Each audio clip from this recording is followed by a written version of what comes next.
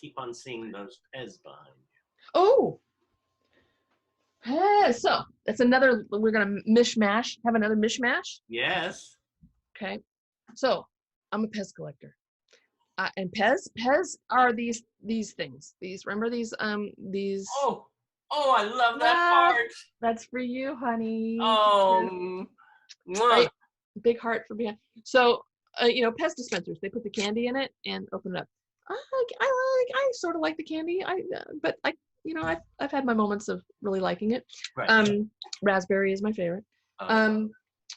So what I learned is that you could then get your Pez signed. So while I was in Industrial Light and Magic, I get a call from someone in the model shop that Anthony Daniels, who played C-3PO, was in the model shop. So I had him. Oh. If I can see it. Sorry. I'll have to send you the picture to put on there. But I could. There it is. Yeah, there it is. So that's me meeting Anthony Daniels, and he says, I just was at a convention, and a gentleman asked me to sign one of these. He has a whole museum of these things. I mean, who would want a whole museum of these things? In which I responded, "Oh, you met Gary?" And he just went, and he signed it. So Anthony Daniels, May the Force be with you, is on. He signed both sides of that. Oh, how wonderful! And then over the years, like my producer friend got James Earl Jones for me. James Earl Jones signed this one. Yeah. We have Peter Mayhew who signed Chewbacca. Yeah. There's just so many other ones. I mean, I had a model maker, Nelson Hall, sign because he played a stormtrooper, one of them. So I had him sign one of those. It's just so much fun. I'm forgetting all the actors' names that I have signed on this. Our mutual friend Suzanne Waldman got Carrie Fisher for us. Got Carrie Fisher for me at a function. So yeah, these are all my signed Pez. So that's just so fun. Don Bees used to run R2D2, so I got him to sign an R2D2 for me. And the big one is Frank Oz. Rob Coleman, who was he was the effects supervisor on one of the Star Wars. He was on a plane, so there's a picture. He took a picture of Frank holding. I don't have it with me at the moment. He's holding the Yoda Pez, and he looks very serious. And Rob's like, "Frank, you can smile," and he goes, "No, Pez is very serious business." But in the background is the picture the producer of Star Wars, whose name I'm forgetting, and James Earl Jones. Oh my God. Which is so much fun. Don't you love just having like that 6 degrees of separation going on? I know, or 6 feet. Right now it's 6 feet. Oh my God. So it's fun, but there is another collector, Brian Jakowski. He's in Chicago, and he has like everybody who's ever been with a Star Wars has it signed. Oh, I also have George Lucas. I am the only one who has a George Lucas signed Pez, and he was signing posters because he doesn't sign anything, and he was signing posters. And I wasn't there that day again because I'm freelance. Paul Hill sent one of our cutest PAs. She's such a sweetheart, Erin, to go ask if he would sign it, and he signed it, and that's Paul giving it to me. As you can see my. Oh my God! You're so look at your face. That's great. And then on another side story, Paul Hill married me and my husband. He was the minister. Oh. Yeah. I tell you, it's all those connections. Yeah. And now that is only a thimbleful of your collection. I have about over 2,000. I haven't counted recently. This is several years ago. I had over 2,000 things. My dear friend David Zimmerman gifted me a. Oh, how are you? He's in good hands. Oh, I know he is. Um, and I 2 years ago started a podcast. So it's called the Pez Collection Podcast, and my co-host Justin and I interview Pez collectors. We've had over 100 episodes. So you never know where your acting is gonna take you, right? So to start your own podcast, I was a little nervous and excited. He had written on a Facebook page, is there a podcast on Pez? And I wrote to him and I said, no, you want to start one? I didn't know him. You want to talk about big heart? You would love him. He is the sweetest man. He lives in Utah. We have never met, all done over Zoom. Right. We're hoping, do you know they have conventions for Pez? I believe it. Yep. I've been to the Ohio one, and there's one in Michigan, and there used to be one in California. I was thinking of like restarting that, but I'm not quite up for that. So hopefully we're going to meet at a convention one day. So it's the Pez, you can get the Pez Collection podcast at your favorite, podcast listening, or at thepezcollection.com. And it's just a lot, it's a lot of fun. Well, it's interesting that, is that, by the way, is that still going? You're still doing that? Yeah, we're still doing it. Yeah. Is it what, weekly? Weekly. Occasionally, I don't put one out when I'm not feeling up to editing it. But see, this is the other skills of it. I edit. I would consider myself the producer on it. Justin gets all the talent. He gets I call him the talent director. So he gets all the interviews. Right. And he schedules all those up. He asks great questions. If you want to hear someone who asks great questions, besides Mr. Zimmerman here, is Justin Hansen. There's just heart in his answer questions. We just in our 100th episode, we did a what's it called? Where you ask trivia. Did a trivia thing. So we brought on 12 people who had been interviewed at some point, and did a trivia. And Justin came up with all the questions, and it was just so much fun. Wow. Yeah. I love it. So, and oh yeah.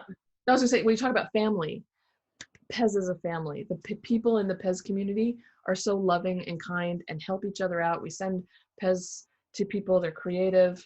So, find family where you can and hang on to them. Yeah. Well, it's so interesting that you say, and you give the Pez to different family members. And one of the newer family members of the quote, the Meet the Biz came to visit was Chris Van Etten, who was an amazing actor, and he came to visit, and he's a true hero too.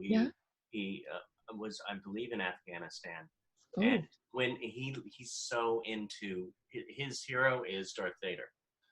So when he came, I showed him my little Darth Vader.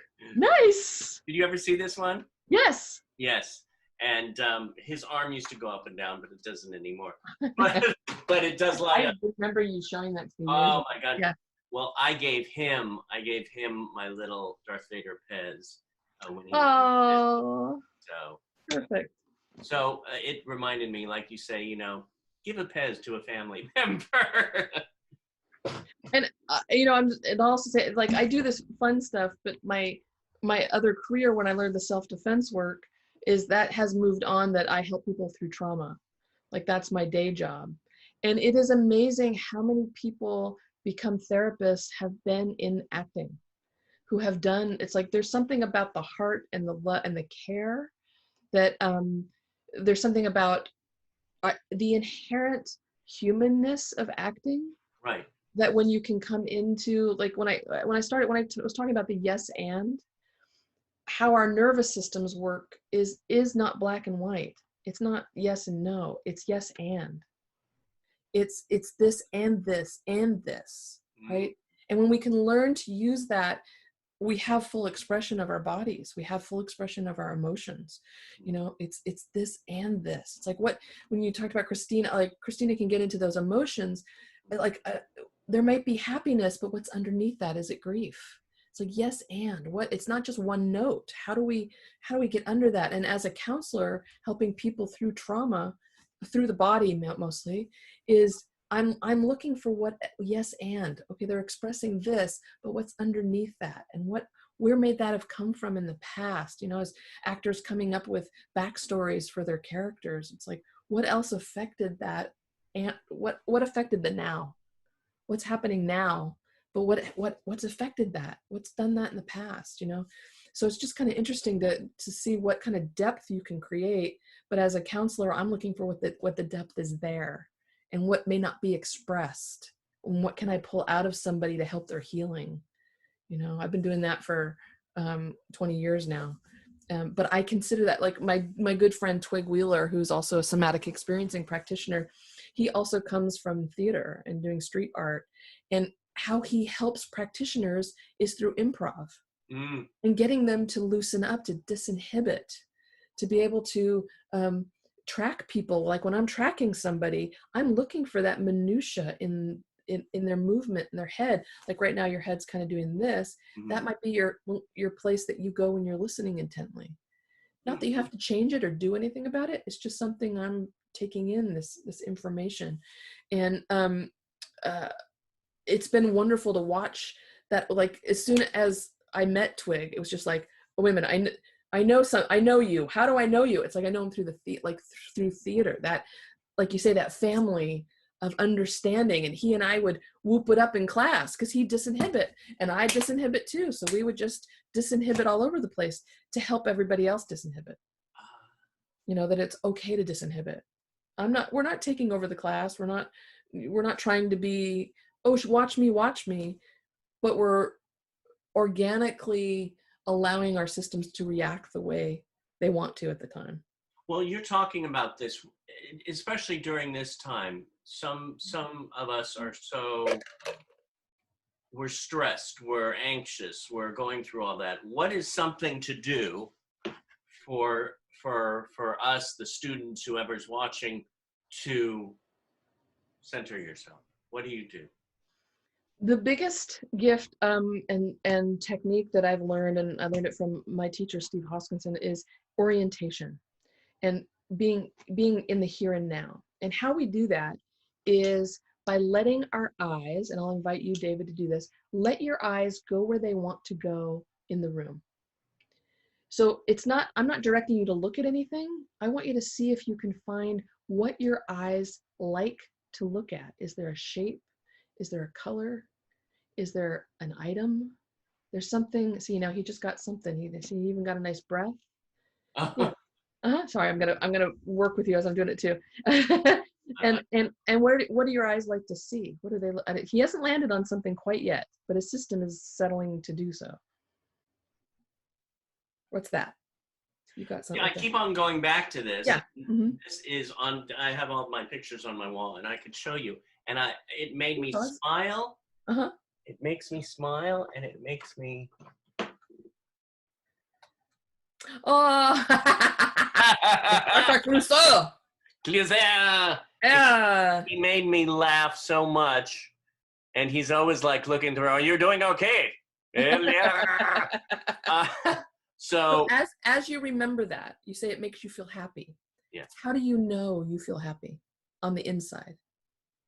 Is there a sensation that makes you feel happy? There is. And what is it? You know what? Sometimes can I say pain-free? Pain-free. Pain-free. And the thing is with him is I looked at this picture and I felt that pain-free. I kept on wanting him he's like mesmerizing his eyes. I went to different things. I saw my teddy bears, but I kept on wanting to come back to him, like he's like, in a way watching over me. And of course I knew that he was a little wacky in a wonderful way. Yeah. That's what I've heard. So I do go there a little toward the end. I sort of went, oh, but that's okay. It's the joy that he brought me throughout my life. Exactly. Right. And so what we're taking there is like, as you let your eyes go where they want, you find something. And like, I'm really like this quilt I have up on my wall here. Right. And it makes, I feel, and feelings are different from sensation. So you felt happy. And then I was asking you, what's the sensation of happy? Like, how do you know you're happy? And so this one, my eyes brighten. I want to widen. I feel my cheeks want to get warm and big. And then a breath comes and I come in, and now I can come back out. I'm in the here and now. I'm like, you went into story into the there and then, but then we brought you back to the here and now of the happiness he brings you. Well, it's interesting, two things: the pain-free and the breath. The Yep. pain-free was interesting because sometimes I have pain here or here, or we all have certain pains as we go through life. Yeah. But I truthfully forgot about that while I was doing it. Yes. I mean, I'm looking now and my focus is here, not here. Yes. So that was the pain-free. The breath was, I looked up at a picture of a friend of mine who's no longer with me. Yeah. And it was sort of a sadness, but a letting go. Yes. And right now I went to letting go and felt it more of the sadness. Yeah. And and I'm asking everybody if you can notice in David's, his expression kind of changed. You could see the sadness behind the letting go, because there's also great love there. Right? Yeah, and I can see you're feeling it. You'll make me cry. See, David can make me cry like that. I can.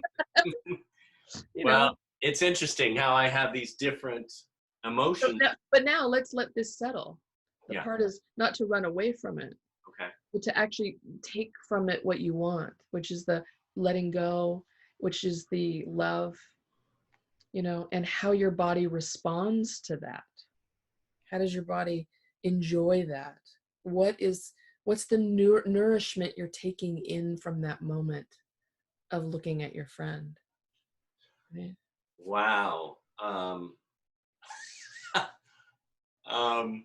I just laughed that I'm going through this, but it's a wonderful thing in the sense that when I took a breath, closed my eyes and let it go, I felt it release. Yes. And I felt the happiness of that memory that we had together, that time that we had together.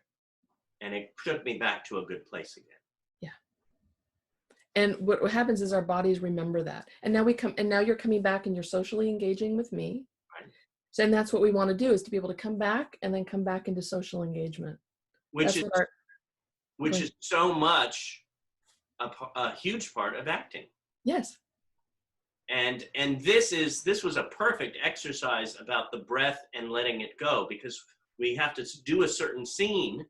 Yep. We're in that scene, and then how do we shake it off?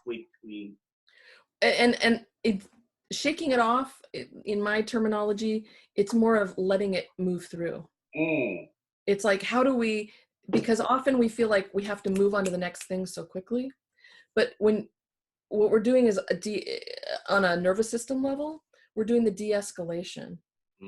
And when we allow ourselves to fully allow that time to de-escalate and settle, like just, like I hope Christina and Caleb, like afterwards, like took a moment for themselves because they got excited being on here.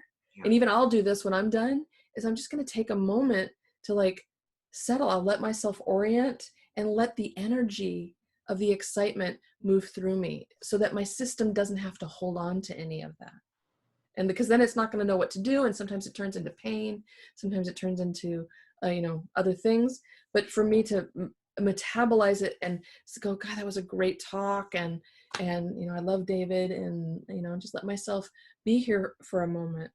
And then I can get on and do my next thing, go see my husband, eat dinner, we can do that. Right. And I think that's important for how we act. Like you see great actors, how they take their time with things.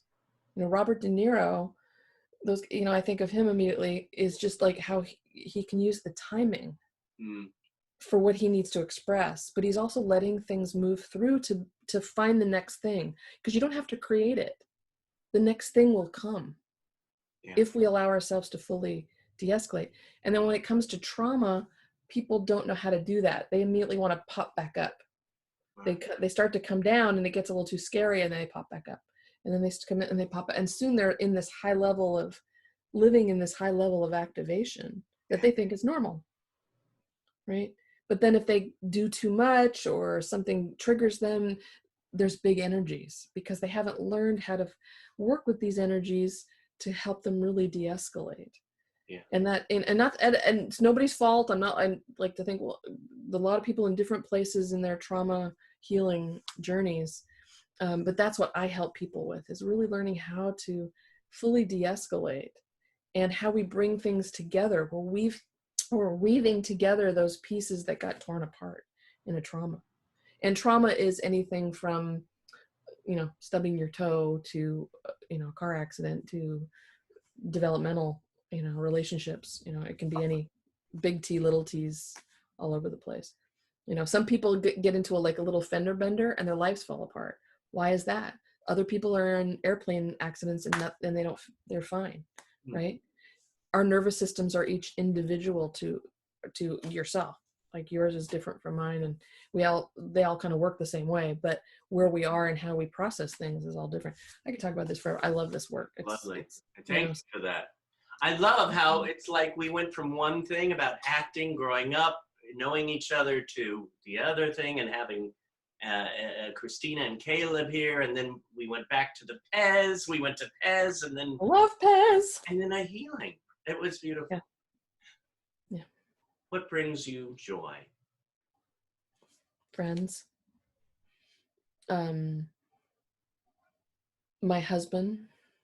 The animals. Watching animals always brings me joy. Pez.